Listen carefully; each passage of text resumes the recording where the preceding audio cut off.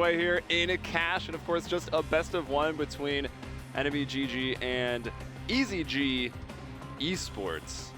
The unknown, the underdogs coming in to this tournament with a lot to prove. EZG might have had a pretty good map here because it's cash, as Blue mentioned. It can be kind of buggy, a lot of aims. All right, here we go. Lucky holding out in the corner, but it's going to be EZG getting both opening frags, both Morbid and Q's onto the board already. Kusta up top, looking in for that retake. It will be tough. EZG in good post-plant positions. Actually, 3 kind of on site. That's a bit clustered, and here's Relic starting it off as he comes through the vents. Doesn't decide to push through as he gets pretty low. Uber going to make his approach through headshot. Finds the one at Blue Tart first. Gets that uncontested. Nice headshot. That's Grumpix down. Morbid in the site. Watching that headshot run up, and now all the post plants there on the site. This retake could be doable. Kusa's got a kid as well. Now he gets involved with the headshot, and Q's versus 2. He can't stand tall enough, and the time I think they do have it. Uber on the defuse. Yeah. That's going to be a really hard round to lose for EZG. They got in the site, they got the bomb down, they traded out 1-for-1 on the player playing by himself. They rushed him down, and they planted for B main, which was the key point because once they got on the site, they forgot to get off of it. All the best after plan spots on B site on cache are in checker, are in B main, and even if it isn't planted for B main, or even if it is planted for B main, you could be in checker and still have a great spot to stop the vent rotate, kill anyone coming out of heaven, and the only person they had alive there got one tap by Uber in hell, yeah. And that's when the round was lost, really. 3 members on site, couldn't put them to work because none of the spots there are really useful. Yeah, the one player in checker also got pieced by Relics, and then he didn't want to go through the vents. He was expecting more in that area. He just wrapped around. So nice retake there for MLG, and some nade damage going in. Reki just took a lot right there. Once again, they're focused on B. Grumpix with that deagle, trying to find the 1-digs over the headshot ledge. That is why they call it headshot, but he can't land it. Goes down to the FAMAS. There's a UMP for Kusta trying to farm up that money, get that man in op as soon as possible. That's when the fireworks are really going to start here. The unfortunate thing for EZG is that the pistol round would be one of the easiest rounds for them to win. They're one of the more 50-50 rounds that they'll come across in this matchup.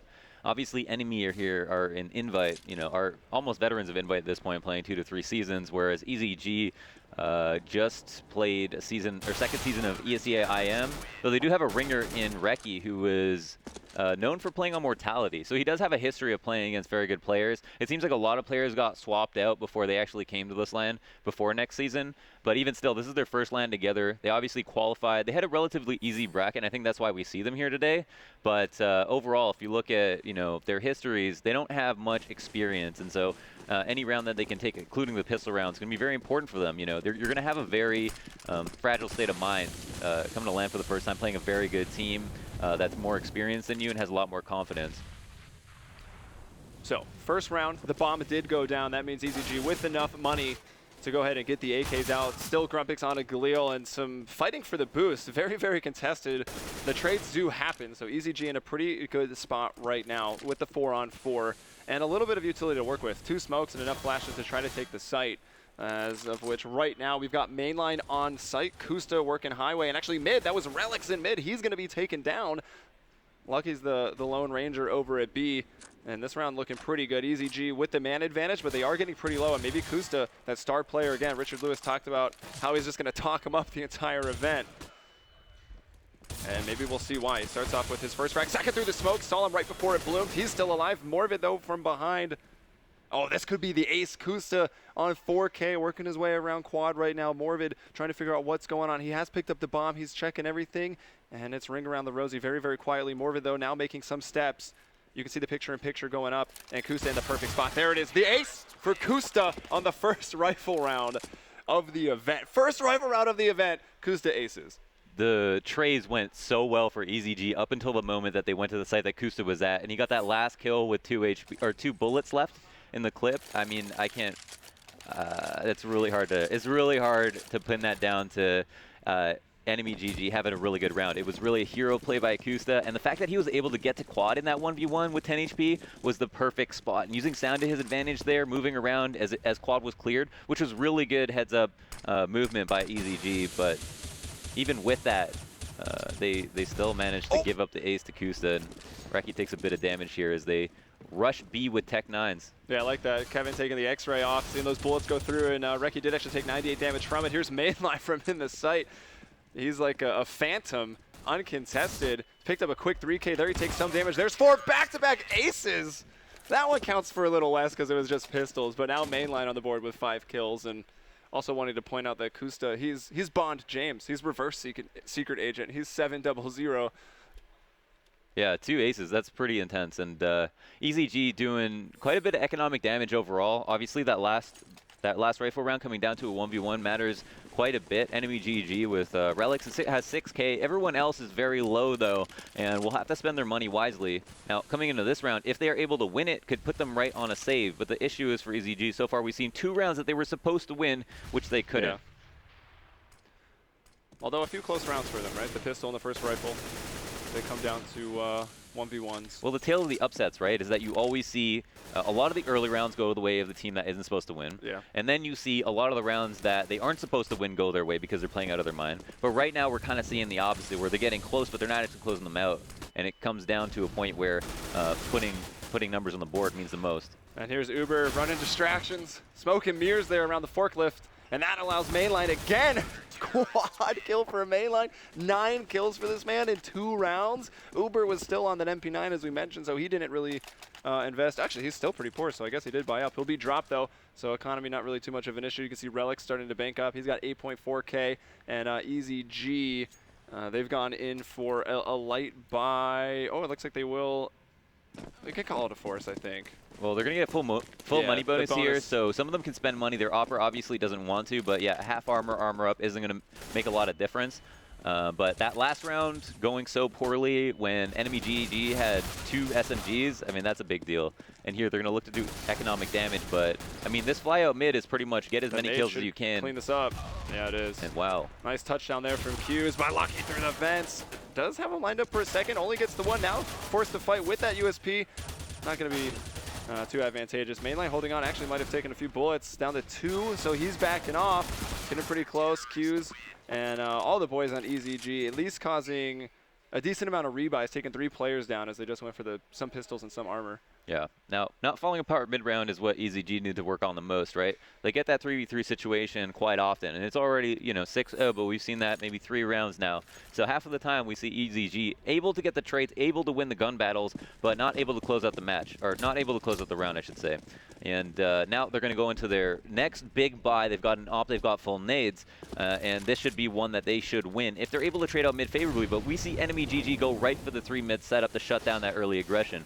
Everybody knows that this is the best place for terrorists to go to get their early picks, and going 1-for-1 on T side is so crucial.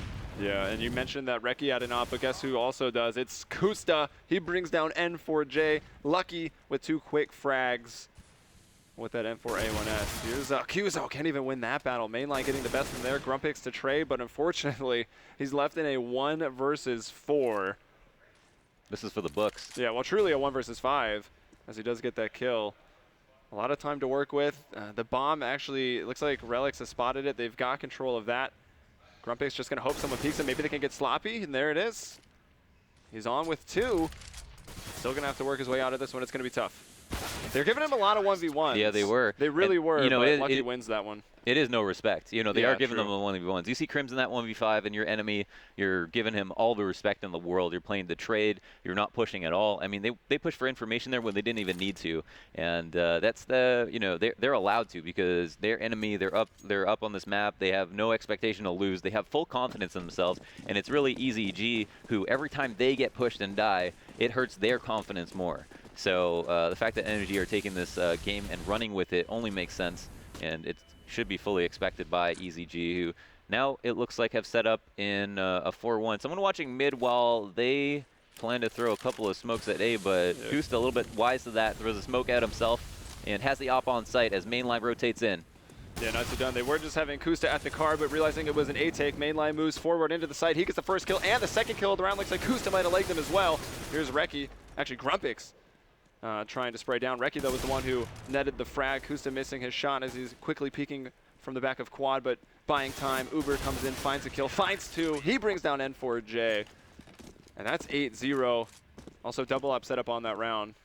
The good thing about when you're losing and playing the rounds out slowly is that you have more confidence in your default, knowing that you can catch someone pushing. If you try something quickly and it fails to just a very regular site hold, 2 people in the site, and you can't get in, then you don't have confidence that you can take that site right away. And you need that because there's only 2 sites on the map, right? So you can't really deplete your entire playbook that early, in the sense that they worked off a default and that didn't work, and they quickly gave that up to try to hit a site quickly. And because they got crushed, that's got to hurt them really badly. Man, Mainline, he's playing Farm Simulator 2016 now. I don't think that's out yet, but he's getting so many kills. He's got an ace, a 4K, picks up a 3K there. I think he's already had a few multiple 3Ks. The man has already 18 kills. He's 18-4.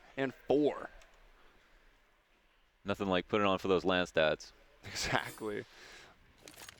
Now it's the 9-0. We're on the full money bonus. EZG can buy up every single round here. It's not going to be great if they don't get a plant. Here they do end up having an op. Cruz does not have any nades for himself, but that shouldn't be the difference maker. I think the most important part here, and it looks like Grubs actually wasn't spamming the run-up. If he was, he would have killed Uber, but he's a little bit too far to the left. And both times it was Reki who had the op first in a couple rounds previous for EZG. He went down without a kill. Q's had it this time. He goes down without a kill. Reki over the boost does find one, but then traded out, so enemy GG maintaining a 1-man advantage here, 4 versus 3. Relics actually missing his op shot, but will get an opportunity. Oh no, he won't. The nade finishes him off there at the fence position. Nice smokes, and you can see the fire on the catwalk. So EZG trying to get their way in, but these counter flashes are really slowing them down and let Mainline go unnoticed back into quad. Uber in sight. He brings down the bomb carrier. Mainline now peeking out, and here's more of it from Forklift. He brought down Mainline. Uber's low, and Kusta, the dangerous man with that op, still alive somewhere on the map, unknown to Morvid right now.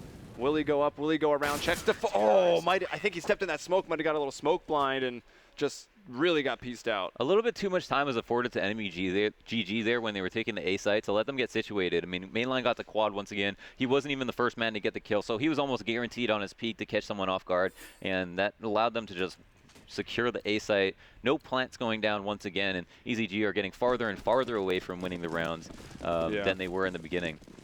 They really got slowed down by those flashes into the A site. They got to work it a little bit quicker, I think.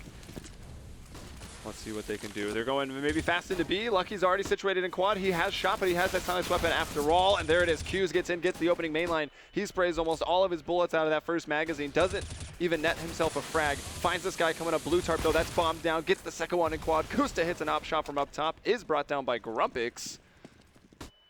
And it's, once again, man advantage for enemy GG, but somewhat close for the time being, and almost evening up there. N4J, the veteran, the oldest member on this team. He's 28. He's been playing Counter-Strike for years. And this is I gotta say, it's probably the biggest LAN event he's attended. He's gone to a lot of smaller local ones, and they've had some recent, EZG even having some good recent results online in some smaller tournaments, like CEVO Holiday Invitational, I think some RGN tournament.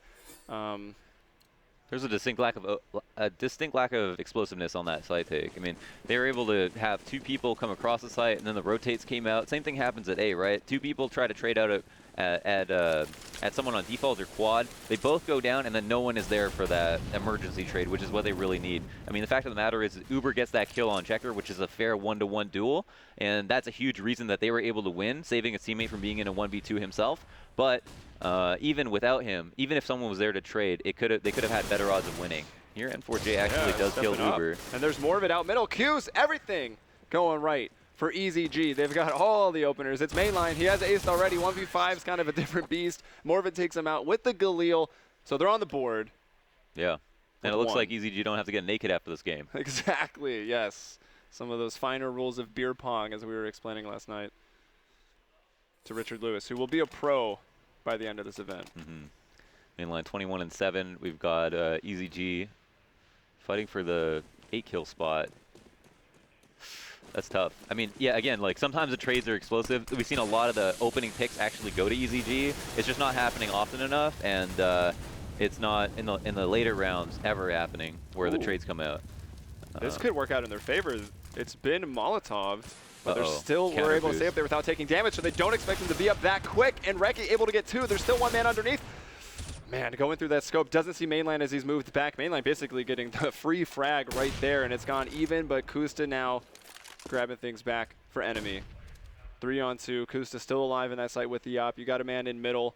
That is going to be main line. And Lucky still holding down the fort over in B. Morvid and Q's here in a main, trying to work their way in, getting flashed. Yeah, enemy GG have the ability to just play 1-1-1 at this point. They have an op at A side, an op at middle, or actually at B, and all they have to do is cut off the map with their angles that they can hold. And now Morvid, a 1-on-3. They know it's going to be an A take. 50 seconds are remaining. The bomb has been taken, but catching mainline, pushing through the smoke, and then moving towards Kusta, knowing that there are 2 ops remaining, or maybe just 1. Must be a little bit nerve-wracking. Yeah, definitely. Morvid is absolutely one of the youngest players on this team. I think 15 or 16. Might be young enough that the nerves maybe don't even get to him, but Counter-Strike can be one adrenaline-pumping game. He tried there. He was hoping someone was going to run up highway and he could be on right under that Shroud boost and maybe get that kill and then have the one-on-one with Kusta, but it doesn't work out. And only 1 round there, not getting anything together. Back-to-back for EZG. It seemed like actually a wildly critical round, but EZG seem to have enough money to put together a decent buy here. They've got 5 smokes, and again, the game isn't over till it's over, even though it looks pretty inevitable that is the fate of EZG. And look how close Kusta is actually picking this, and while it makes the shot much easier for himself, but put pressure on himself to hit it, and does deliver.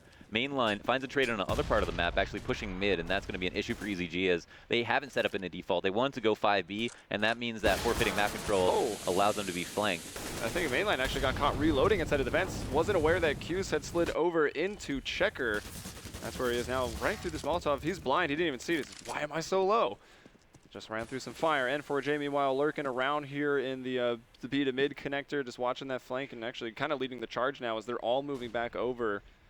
To the other side. One of the decent things about the updated round timer is that on T side, let's say they do forfeit a rush like we see on this round, if they want to go back and fight for map control, considering they know that someone has pushed something, then they have the time to do it. But here we have Lucky knowing that B is being left and getting the trade on N4J. That's huge. Those kinds of kills can make the round different. So now there's so much confidence that it's going to be A, and EZG have to go into a site knowing that this is the site that they know we're coming to. And even if he didn't get that kill, it's still information gathering. He knows exactly what they're up to. It would have been an even scenario, but in this case, he does find the kill. It remains 4-on-2, now 4-on-1. Potential, actually, for the team ace here, which is always something fun to point out if Alex can grab the frag, but it's not. It's going to be Uber. 13-1. 1 more round left in the half. And it's been a pretty brutal one here for EZG. Yeah, you can only hope that EZG are just playing like they have nothing to lose, because they don't. You know, it's enemy GG who have to prove that they can dominate a team that is in much lower standing than they are, you know, in NA divisions across leagues, and EZG who can kind of throw caution to the wind and try to make the best of it and just try to have fun as well. But I think expect not to get 14-1 here in this half, and Kusta again with the opening pick, just timing it with that flash, but getting rushed down and getting a free shot off and somehow staying alive. He's going to be allowed to get 1 more shot in here. It will be smoked. He goes actually aiming pretty high, hoping they were jumping across or moving up on the site platform. But he's still alive, and that's the scary thing. Lucky will go down to M4J. Here's Relics bringing down Grumpix. M4J back in a checker. Mainline coming through the vents will take him down. And there it is. Mainline, Kusta, mainline. The frags to close it out.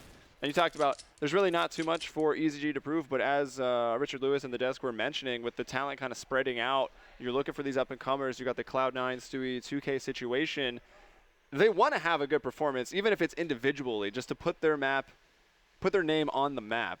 Yeah, the ironic part is that you hope that your teammates aren't thinking individually, right? Because that is like our main issue here in North America, is that there's a lot of individualistic tendencies that people may have. That being said, that isn't going to be the biggest problem that they can have. The fact that they have a brand new lineup for LAN that they didn't even have before the season, and the fact that none of their players are proven. All these issues are fairly big. Reki obviously is the most experienced. I guess been around the block. I guess in really terms young, of though. Playing matches in P, but yeah, still really young, and maybe one of his first LANs as well. So the fact that they are down 14-1, I mean, it's probably a mix of all of these issues. Yeah, hopefully they can get the pistol just so they can extend their LAN experience a little bit longer here on map 1. if they manage to take a map off of anyone here, they will guarantee themselves at least to play in a best of 3, so another 2 maps, and that's all you're really hoping for as a new team. I mean, it's almost an impossibility that they were going to win this tournament, but just get as much experience as you can. And I really love the new way they're doing these minor qualifications for the majors, and like to build it up grassroots, start at the lowest level, put some money there, get some experience, exposure to these players, and build it up. Yeah. And then that'll be the scene for the future. Yeah, there's quite a few young talents at this LAN. I mean, we've seen teams just teams get signed because of the minor qualifiers. That's a big deal. But yeah, I mean, players come out of nowhere all the time. We see players go from open to P, open to invite constantly, and that it can be a great opportunity for a team who want to see if a player can do really well. All right, well, here we are into the second half. Just play your best, EZG. See if you can extend this. Q's in the sight. Oh, there's N4J. Very sneaky beaky, like the old CT motto. From the back of Checker, finds 2. There's Morvid. Nice big man advantage right now. Uber, the last one up with the Tech 9. As does have Tech 9 armor, so they did make him the raid boss, but it doesn't look like it was good enough. He's faced with a 1v4. Maybe it's his turn to ace. I mean, 2 other players for enemy have already done it. Yeah, he's got a long road ahead of him, though. 4 players alive. He's got full HP, just half armor, and I mean, that means that he has to hit shots and that EZG has to give him the one-on-ones, and it looks like one player peeked. He managed to not take any damage as he brings down another, and now there's only 2 players left. It's just a simple 1-on-2 at this point. The bomb's in the middle of the site, but both players are spotted, and he looks for the headshot by Reki. Fearless peeks out from the site and takes him down with a quick one-tap. You kind of had to expect, once he had to cross open water, you know, any distance against the USP on the pistol round where it's still 1 shot to the head is pretty much suicide, and yeah, he does go down as soon as he peeks out. But for a second, I thought maybe he was going to pull the 1v4. So EZG on the board. Now we see an obvious force up from enemy GG, where we saw confidence in the first half when they were winning rounds. So obviously that's going to bleed over into the second half. And just the Tech 9s, we got a Deagle on Kusta, his mini op, and a default it looks like is, I think they want to wait for pushes here, but I don't think they'll find EZG pushing too quickly. Reki does find 1 over boost. That's a very important opening kill. Yeah, Kusta was hoping for a long-range 1-tap. He will be denied, and that was actually the 1 rifle that was picked up that Reki goes for. N4J got the P90 and opted to play the same exact spot as he did on the pistol in the back of Checker. And I think mainline, it's actually just a bunch of cheeky corners that they're playing over here in B. You can see Q's sitting tight. Might be able to, is it close? Yeah, it's close enough for the 1-tap range, though. That actually seems like such a bad corner to play on a round like this. But N4J one more time. Mainline's like, really? Again? He's back here in Checker. This time, only getting the 1 frag. Relics comes in with a quick dink and a body shot to finish him off. Morvid now saying hello from up top with that MP7, but he doesn't get any kills. Now the counter boost is coming out. Reki, though, oh, he's going to go down. The P90 from N4J being used against them. Here's Grumpix, maybe trying to save the day. Brings down 2, and it's Uber with just 16 HP left in a 1 versus 2. Doesn't have the bomb. That's down in middle. And Grumpix, oh, will go down without a fight. Long range with the Tech 9 once again for Uber, and of course, he loses it. Yeah, you know, that round was way too close for EZG, who it seemed like on a couple of those kills just let them do too much damage. And even though the trades came out, Grumpix came in when it was a 3v3 and got a couple of kills there. That really helped them out. But at the same time, enemy on 14 rounds means that EZG not only have to win this game round by round, they also have to build up an economy so they have enough nades to ensure their lead by having map advantages, being able to smoke out everything they want, being able to Molotov late into the round when executes happen. And I know we're talking into the distant future here, but at the same time, it's all really relevant. So the economy is a huge part of this game. And I think, who is this in Checker right now? We've got N4J. Yeah, playing another wall. And this one's going to pay off. He's got a frag from Checker position every single time. It does, oh my gosh, like the last bullet he shot before we're going down, hit a headshot onto Uber. 2-on-2, so another close one. And again, another one that's too expensive. Even though you're winning this one, there wasn't even armor invested from enemy.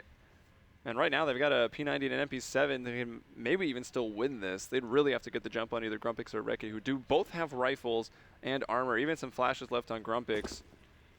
But again, with that new round timer, a lot still on the clock for enemy to work with. There's one thing the enemy love to do, is counter boost. Maybe that's one thing we've learned here. Yeah, it seems like Reki was already aware of that. He takes him down right away. Mainline's been spotted crossing into the site. He's probably just going to try to go for the plant. Yeah, Grumpix is going to push in, but it's too slow. So extra money coming in for these guys, and again, it's still very expensive round for EZG, and could still be more expensive. Nope, Grumpix will not be headshot. Allowing them to get the plant, though, is a big deal. Enemy will take that and run with it, and I think that money-wise, they might be in an okay position, though. They did force up on the second, and I think here we do have more than a full buy. Now, we probably won't see the op come out. Op no armor might be a little bit of a lavish buy. Yeah, we see Kusa just going for the full nades, and a full rifle round is going to be EZG's hardest hill to climb, I think. No, everyone does have a gun they want. Reki only has a FAMAS. People have nades, but if we look at the buys, enemy GG actually have a more solid buy overall because of those last 2 rounds. Yeah, EZG sustained way too many losses against the force buy, and then even the full eco after that.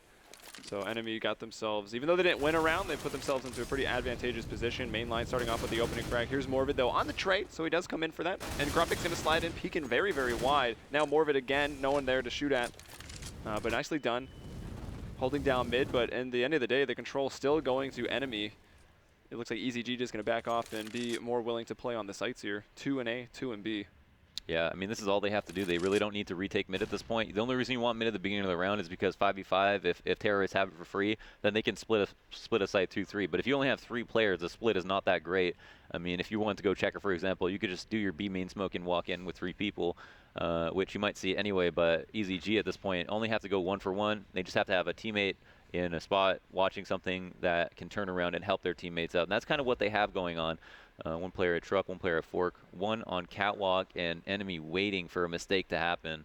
Yeah, I mean, there's a lot of time. If enemy can realize that, hey, it's only 1 guy at B, if they happen to get that for free, suddenly it's a 3-on-3 that's going to turn in favor of the terrorists if they can get that bomb down. But will they recognize the fact? I mean, they haven't moved out of mid at all. They've really gathered no information whatsoever. But even without that, it seems like Uber wants to find this entry into the B site. This could be a bit of a nightmare for Kuz, who is just hoping that wasn't about to happen. But it looks like the player is pushing into CT, and Uber is getting this information, though. Someone at upper has heard him, and I don't know if he's going to get shot in the back. He will. N4J capitalizes on that opportunity. Kusta coming up highway with 10 HP isn't going to get anywhere quick. He's poking it. Yeah, with only a few seconds remaining. No time to clear anything. Yeah. And EZG do clean it up. Kuz left alone on the site, but the rotates came out quickly enough that that B wasn't actually such a problem, even though it appeared that way with a player at truck watching the back of Z. So there it is. I mean, that's the first real round going the way of EZG. That was a rifle round, and we even commented that enemy had the better buy. So the fact that EZG can string it together. Yeah, they saved plenty of guns. They picked up a couple AKs. That means they're going to have an even better buy this time. Enemy GG are going to be buying up with what they can. Actually keeping a little bit of money in their pocket. I mean, enemy's still going to be very dangerous. We saw even on their full eco that it was a very close round. Kusta, the first one out, really uncontested. Here's the lineup, almost a triple for Grumpix. Does find 2 in the end. Reki in sight, able to get 1. Actually, no, he doesn't. It's Morvid from up top on the catwalk. He gets 2, now looking for his 3rd. He jumps off. It's Kusta all by himself. Nice flash out one side, peek out the other. Oh, that's quite an angle right there from Morvid.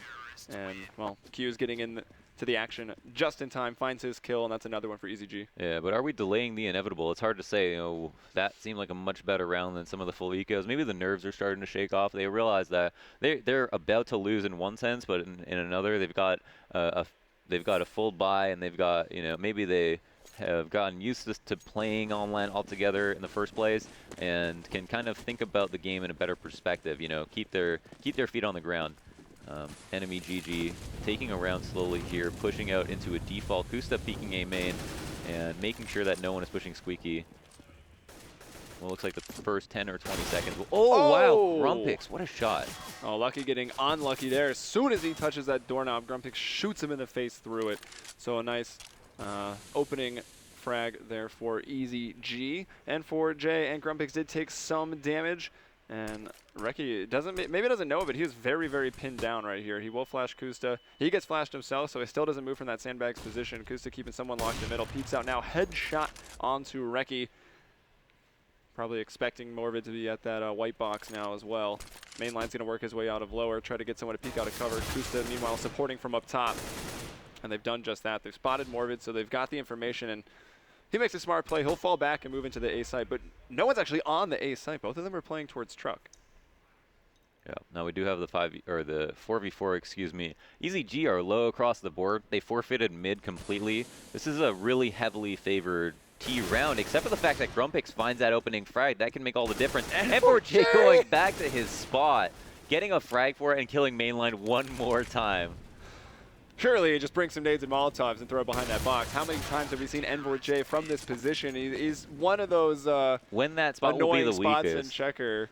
That spot is contingent on people not clearing it, right? Yep. Because when you're there, you don't have the other side of the box to peek out. You can't fall back to anywhere. And the only reason it's overpowered is because when you're there and no one clears it, you have a really easy lineup typically on people coming across checker clearing site.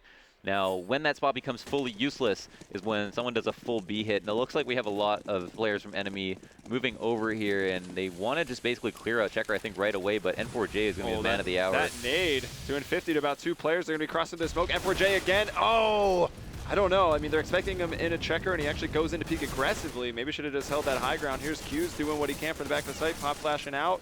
That will slow enemy down a little bit more. And he does get one. Doesn't find the second one at the back of blue tarp. Mainline brings it down. Grumpix is going to push to the smoke at CT, awarded with 1 frag, so remains a 2-on-2. But it's the terrorists who are controlling the site. The plant will go down here behind that default box. So not the easiest one to cover from the position that actually Kusta is playing. And Kusta's now gone down, so it's just Uber alone on the site.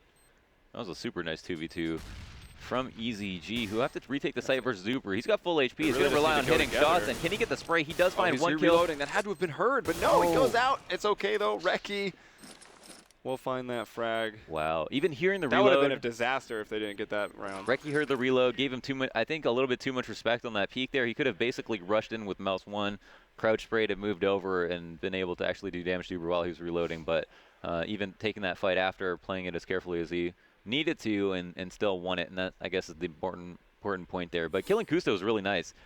Typically, someone coming out of vent is going to take at least 80 damage from someone, even if they get the kill. It's not a really nice angle to come out of vent on a retake, especially when you don't have checker control. But having the flash out as someone turns in B main, that really caught him off guard and was nice. Yeah, and everyone kind of carrying their weight for EZG as they start getting frags here on the CT half. 17 the most kills, 11 the least, so not that much of a difference. Here's Q spraying down 2. This is a full rifle round now for enemy, and it's gone into a 3-on-3. They might have heard this vents break. Actually, both players here. Oh, look at Lucky lurking around through that smoke. It looks like it's going to be covered, though. And Morvid wins that battle. Grumpix with the touchdown pass to Relix. He's taken out, and it's Kusta. About where he went down in the last round. Trying to work a player out of upper. If Reki drops, that's certainly death. Flash is going out from both of these guys. And Grumpix had moved themselves over to the outside fringes of that catwalk. So easy frag for him, and suddenly got a game on our hands. Yeah, like enemy 5 rounds GG. separating them. Not so hot on T side, it seems, as EZG are capitalizing on trades.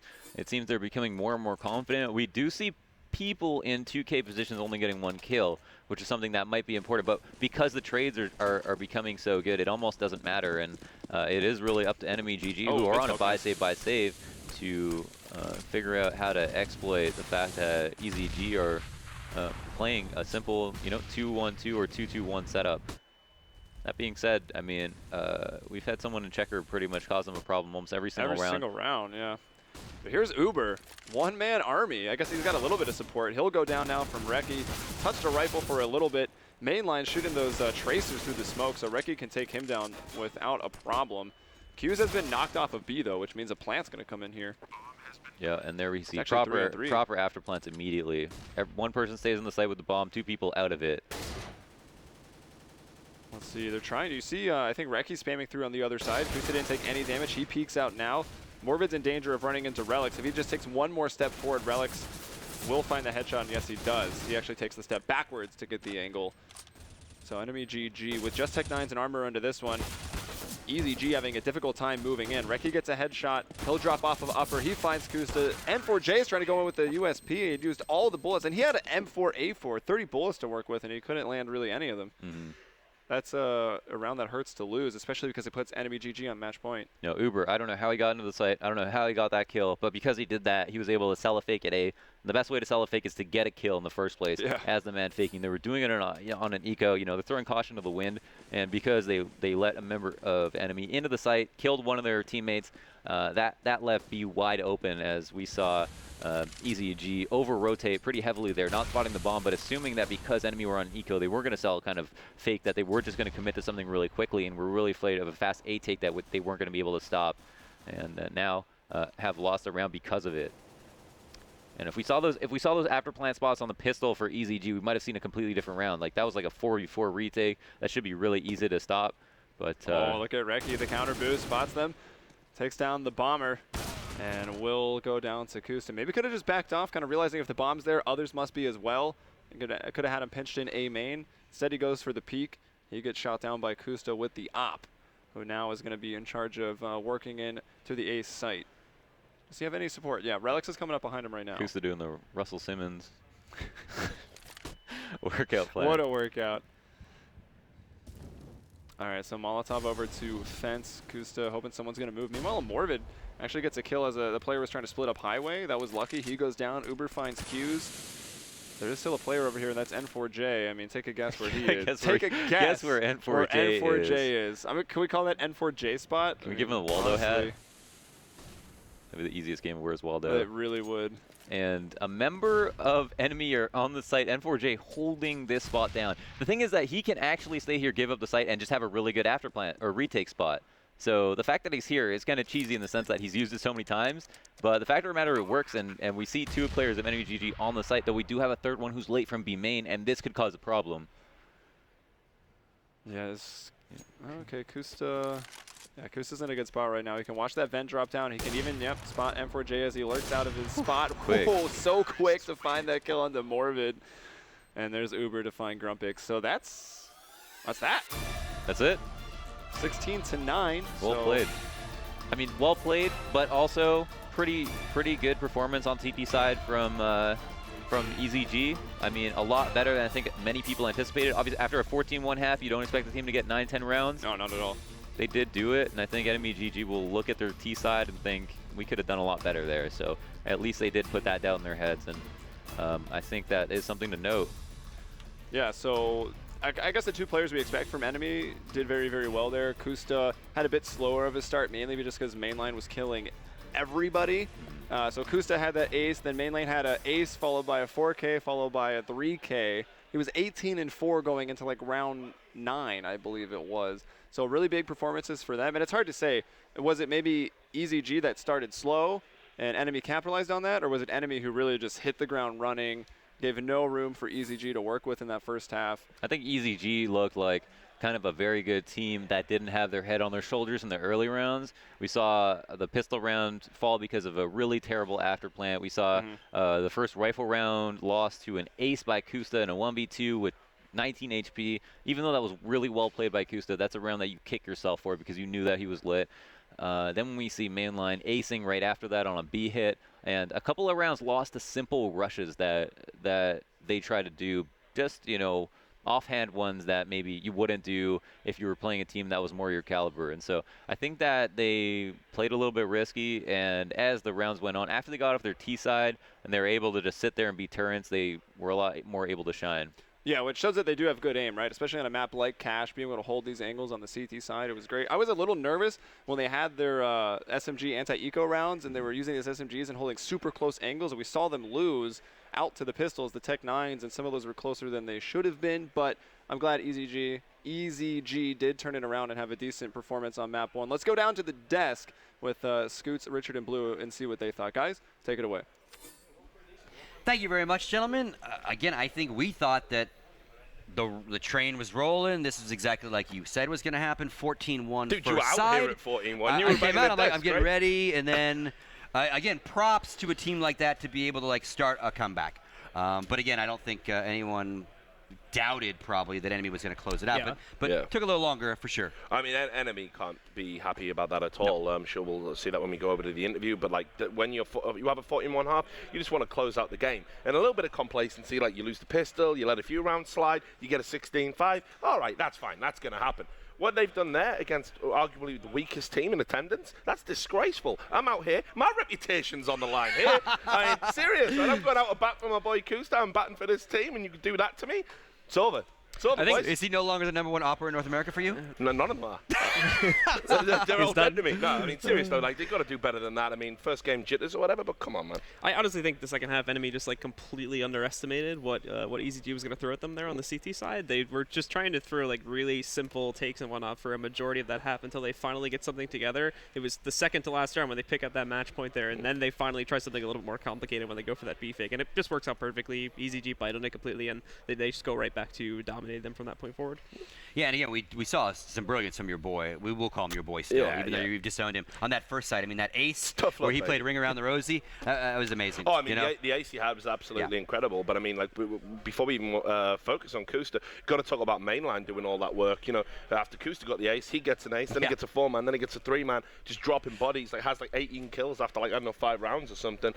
He was going off in a big way, and I think that's actually probably one of the few encouraging things that comes out of that game, because there's question marks about some of the other players in that team. I was really impressed with mainline there, even though the opposition isn't top caliber. Yeah, like I said, that's a big thing with it. Is there were some rounds like that 4K. It's basically just EZG's players like walking out into the side for the most part, and that was something that EZG like did a lot on their T side. Yeah. Like again, we didn't really see anything that impressive from EZG, unfortunately, on that T side. Round number 9 specifically, like they were smoked off in mid using no flashes or anything. 3 out of 5 of the players just walk right out through middle into a crossfire spray. A 4th one follows like 3 seconds later, and then the 5th tries to peek, but he's just sprayed down inside the smoke, and just like nothing advanced at all being seen from EZG, unfortunately. All right, thanks, gentlemen. That's going to do it for us for this segment. We do have the Canadian sensation in the building, the one, the only, Vance Silly. He's with Relics. Take it away, Vance. Gentlemen, thank you so much. I'm joined here with Relics after winning the first map here of your first event, 16-9 against EZG. First off, congratulations. Thank you. I want you to go to give us a rundown of a little bit of the veto process, because EZG, nobody really knows them. Yeah. What do you guys think? I think in general that we're pretty confident in our map pool. We have a pretty wide map pool, so to us, it was just more a matter of getting rid of maps we either thought that a team we didn't know nothing about could, like pug us on, or just maps that we weren't, that we haven't been comfortable on lately. Because like you said, you don't know anything about the team, so the veto process wasn't really specific to us. It was kind of like we'll play whatever. Okay. So luckily, it's going to be cash, something that North America seems to play a lot these days. Now, from an observer's perspective, we're looking at the first half. You guys won it 14-1 on CT side. We're like, okay, this is in the bag. This is what we expected. But now we're looking at the second half. They're starting to come back. You guys lost 7 rounds in a row. What happened there? Yeah, so second half we lost the pistol and then the 2 subsequent eco rounds. And then, normally you turn it around on the first gun round, maybe you close it out. But we were just trying maybe a little bit too overeager to end it fast. So we were doing kind of extremely aggressive and kind of sloppy things. And then we realized, okay, like they're getting some rounds on us. They're getting close to double digits. Like, let's close it out and be safe. Some of that's probably a little bit of underestimating a team, and some of that's probably a 14-1 half. Like most people in their minds are like, we can't lose this. There's no way we can throw this away. So I think a little bit of overeagerness and just kind of sloppy play on our part. All right, well, let's talk about the good side. CT side, Mainline, and Kusa, those guys were on fire. Tell me a bit about those 2 guys. Yeah, they were tearing it up. Specifically, Kenny had a really big round. It was the first gun round where he was juking the guy around quad. Yes. But that was the ace on the 3rd round. Yeah, it was an ace. You're right. But overall, they were just like we were doing either 1-3-1s, and then Kenny was just posted up on one of the sites with his op, and he was just gunning them down. Or Mike, like they would do a mid control, and he got like 3 or 4 kills when they're trying to take it through the smoke. I was typically on the opposite end of the map, seeing nothing, and then whenever I saw someone, I was decimated. But yeah, great job on them. They typically both enjoy playing cash. I mean, I guess it's an NA thing, but. Yeah, for sure. So let's look at the last question, because you guys are now coming into this event at the minor here, at the minor championship. You guys kind of have a roster change too. You guys brought in Lucky to replace Anomaly. What does he bring to the table now? So it's not an official change yet, but we've been playing with him online and in different little tournaments. I think that he brings more experience than Anomaly had. He would be fulfilling his lurker role, and I think that he has a pretty good. He played, with CLG/Netcode guides back in the day before they picked up Tarek and everything. I think experience and a better understanding of how the lurker can affect a map and basically their purpose on the team. I see experience, and he's a handsome guy, so improves the overall look of the team. Yeah, well, overall, now you guys are probably like a 7 out of 10 in terms of looks now. Sure. Now we're going to wait for you guys to win the event, maybe add that up to a 10-10 because of stardom. Well, congratulations. Good luck for the next matchup. This is going to end us here for the interview on the floor. We're going to take a quick commercial break. When we come back here for the CSGO, America's Minor Championship, we'll be back on MLG TV.